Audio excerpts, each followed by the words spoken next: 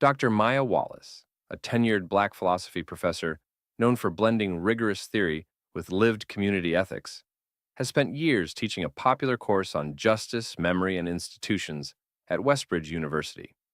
Beneath the polished veneer of the campus, fundraising galas, glossy recruitment materials, she's long seen fractures, erased black histories in the archive, token diversity initiatives with no structural follow through, recurring student complaints about racial microaggressions dismissed as growing pains, and a faculty culture that rewards neutrality over truth telling.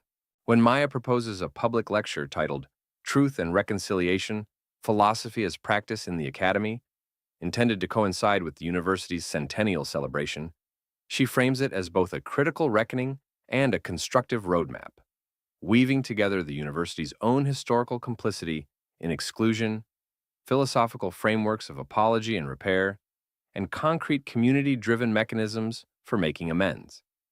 The lecture is advertised as open to students, faculty, staff, alumni, and the surrounding city. Dean Nathaniel Pierce, a white administrator whose career has been built on metrics, donor satisfaction, and calm campus reputation, hears whispers of the talk. He's concerned, not about the academic content per se, but the optics. Maya's reputation for cutting through soft language, her ability to mobilize students quietly, and a recent private memo from a major alumni donor about too much political noise. He doesn't outright forbid the lecture, but in a private meeting he urges Maya to soften the tone, to focus on theory, not accusation, and to avoid narratives that could inflame campus tensions. Maya, aware of past silencing tactics against other faculty of color, hears the warning for what it is. She thanks him politely but decides the lecture must proceed in full honesty. The subtle warning ripples through her circle. Some junior faculty advise caution, while a core of students and colleagues quietly begin to circulate the announcement more widely. Maya retreats into preparation not to water down, but to deepen. She convenes a diverse working group, undergraduates who have felt marginalized, graduate fellows in philosophy and ethnic studies, staff members from campus support services, an older alum who experienced exclusion decades earlier, and a few sympathetic white faculty who've grown frustrated with superficial inclusion rhetoric. Together they collect testimonies, anonymized and some willing to go public, about incidents ranging from the erasure of a black student's commemorative mural to a pattern of tenure denials disproportionately affecting scholars of color, to a campus police response to a peaceful student sit-in that was grossly disproportionate. Maya layers these narratives into the upcoming lecture, grounding them in philosophical literature. Hannah Arendt on responsibility, Charles Mills on the racial contract, W.E.B. Du Bois on double consciousness, and Amartya Sen's notions of capability and recognition. She also integrates restorative justice principles, truth-telling circles, reparative commitments, and institutional accountability into a provisional reconciliation framework that she will present as a set of actionable, participatory structures rather than abstract proclamations. Word leaks that she's not only going to call out the university, but offer an organized, student-inclusive path forward. A group of student leaders from disparate clubs, Black Student Union, the Philosophy Society, the Environmental Collective, and even a few conservative campus journalists, agree to help amplify the invitation.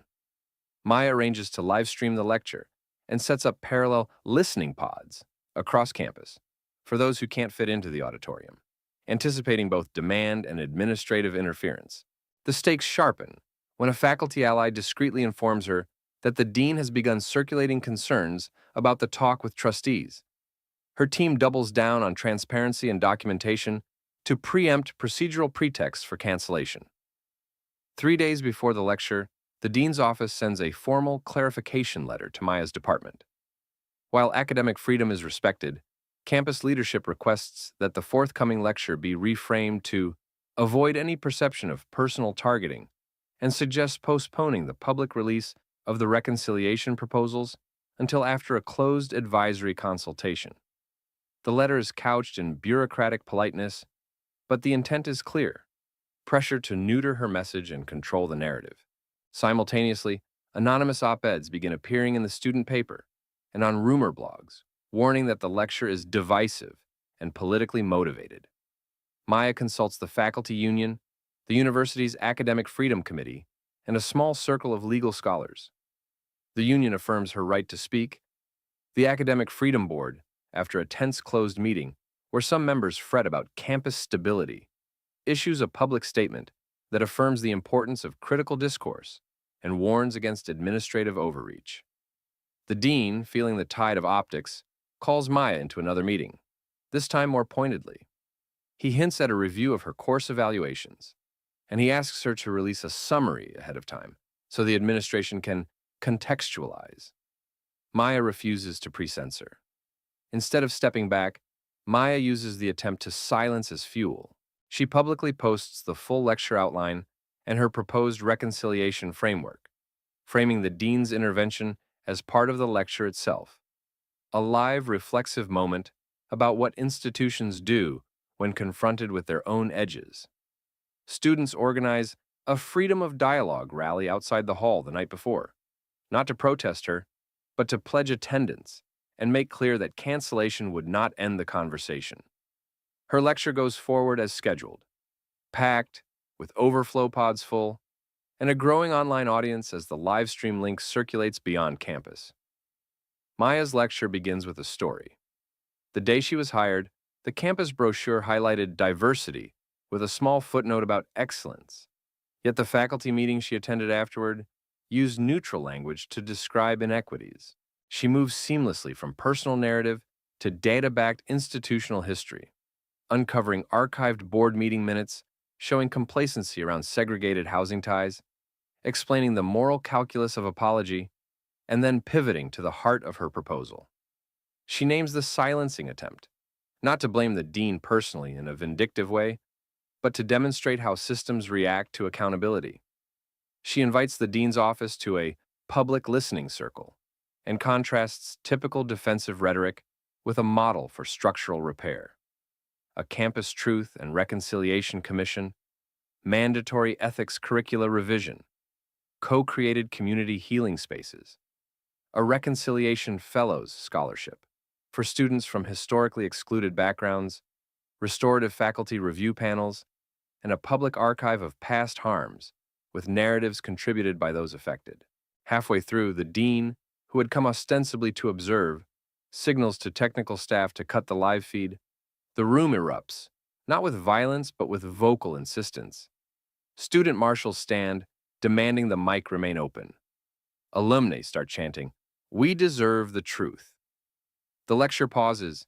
Maya invites the dean to explain the attempted cut. He stammers, caught between protocol and the optics of shutting down an academic event live. The students begin to stream the moment from their phones. Clips of her asking for dialogue, the dean's hesitation, and the way the audience refuses to quiet spread rapidly. By the end, she doesn't just deliver content, she issues an open call to action, handing out a simple, user-friendly reconciliation pact that attendees can sign. Commitments to listen, to convene small peer-led circles, to fund community reparations, and to support the movement's initial demands. The movement has a name by the time she leaves the stage: Bridge and Bearing. The livestream explodes. Campus-wide text threads ignite. Within hours, videos of her philosophical framing, the dean's attempted cut, and student reactions are being shared by alumni, local media, and even other university departments. The university's trustees convene an emergency meeting. Some conservative alumni, stung by the public airing of the institution's unresolved harms, demand that Maya be reprimanded for divisiveness, veiled as concerns about donor confidence. The dean, who now finds himself depicted in viral clips as the official who tried to gag truth, tries a damage control pivot. He publicly frames the conflict as a miscommunication and calls for calm, while behind closed doors, he pressures faculty to distance themselves from the movement. A few department chairs, fearing funding repercussions, privately urge student organizers to tone down rhetoric. But the lecture has already seeded more than dissent. Faculty across disciplines begin hosting spontaneous Bridge and Bearing teach-ins. History professors contextualize campus histories. Sociology classes study the dynamics of institutional silence. Theology students debate communal confession practices. And law students draft model policy language. A group of student athletes uses their visibility to insist on being part of the Reconciliation Council. The Graduate Student Union demands that the movement's initial demands be incorporated into bargaining for working conditions and inclusive evaluation. Alumni, including those previously skeptical of campus activism, issue open letters praising Maya's courage and linking their own suppressed experiences. Local religious and civic leaders show up, offering the movement external legitimacy and resources. The dean's attempt to isolate Maya backfires. She is now the reluctant face of a decentralized coalition. Rather than retreat, she and a small core leadership team formalize structure, working groups on curriculum reform, legacy and archival truth, restorative dialogues, and institutional policy auditing. They present a set of 10 preliminary demands publicly, including an independent audit of past grievances, a transparent path for public apologies, protections for whistleblowers, and the creation of a reconciliation office with real budgetary authority. Pressure builds. Student-led sit-ins that began as quiet vigils swell into disciplined, inclusive dialogue encampments on the university green. Their tone is not purely protest, but invites passerby conversation, teaching mini-circles, and public apology walls where students, staff, and faculty can write what they've witnessed or experienced. Donors begin to split. Some yank pledges if the movement destabilizes the university, while others, including a group of former marginalized alumni, redirect their giving to the newly formed Bridge and Bearing Reconciliation Fund.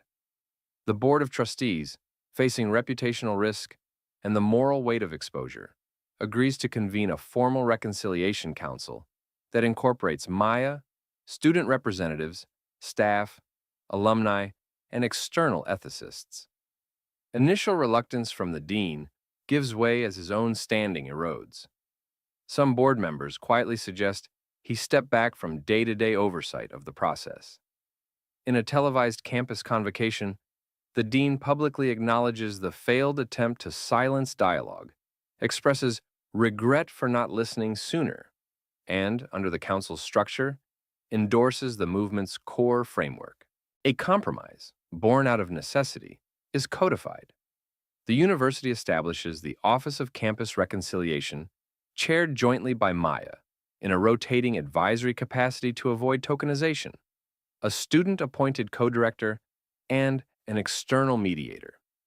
Academic freedom protections are rewritten into policy with explicit clauses guarding against covert silencing and procedural weaponization. A Truth and Repair Commission is empowered to investigate past institutional harms, issue public reports, and recommend reparative actions.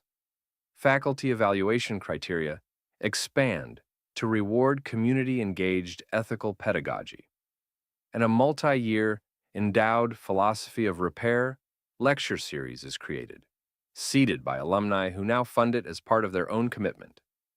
The dean, in a moment of genuine vulnerability, attends the first public listening circle, not as overseer but as participant, and is asked hard questions by affected students. He begins to shift from defensive posture to active listener, though not without tension. 2 years later, Bridge and Bearing is no longer a moment but a faculty, student, staff embedded culture. The annual Reconciliation Week draws thousands. Workshops, public philosophy dialogues, restorative ceremonies, curriculum showcases, and reflection spaces scatter across campus. The original lecture has become required viewing in first-year orientation, accompanied by small group facilitated discussions. The Office of Campus Reconciliation's initial report is publicly archived, and its recommendations, restructuring of admissions outreach, expansion of reparative scholarships, renovation of a neglected community center in partnership with neighborhood residents, are in various phases of implementation. The dean, now reassigned to a regional equity advisory role rather than removed in disgrace, partners with Maya on a published reflection piece about institutional humility. He volunteers in mentorship sessions for new administrators on listening practices. Some former skeptics, like a prominent conservative philosophy professor who once questioned the movement's motives, now co-teach a seminar with Maya on deliberative repair, modeling cross-ideological trust building. Maya declines administrative promotion offers that would draw her away from teaching. Instead, she launches a national network of campus reconciliation fellowships, mentoring other professors and activists from universities wrestling with similar legacies. A plaque in the main hall commemorates the lecture not as a sanitized hero moment, but in fuller language. In 2020X, Dr. Maya Wallace's lecture cracked open silence. A campus chose to listen, to reckon, and to rebuild. Bridge and Bearing lives on in the commitments we renew every day. Students who were children when the lecture happened now serve as peer facilitators. Stories of healing, estranged students reconciling with administrators, alumni restoring scholarships, and faculty who have reshaped syllabi to include marginalized voices circulate quietly in classrooms. The lecture that the dean tried to contain becomes a touchstone for what happens when academic courage meets collective will. A reconciliation movement that didn't end with apology, but embedded repair into ongoing institutional life.